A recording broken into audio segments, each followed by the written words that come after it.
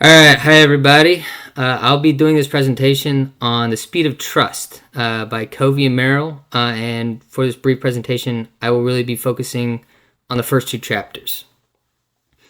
So one of the major connections that I made from the speed of trust and some of the content we've been talking about in class is really how a low trust organization it's similar to the concept of slow productivity, which we saw in a video from week 2.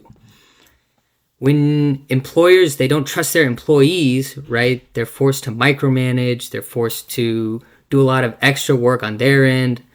And the employees, you're forced to pretend like you're working and do all this fake productivity. And that's kind of like the trust tax, right? On both ends, manager and employee are expending extra energy, right? And you're not really getting a lot of, extra productivity out of it. On the other hand, when you have a high trust, organization, right, the employer can just focus on their job and the employee can focus on his job or his or her job, right? So that, and that's kind of like the trust dividend, right? You don't have to do all that extra, theatrical work to, make it look like you're being productive.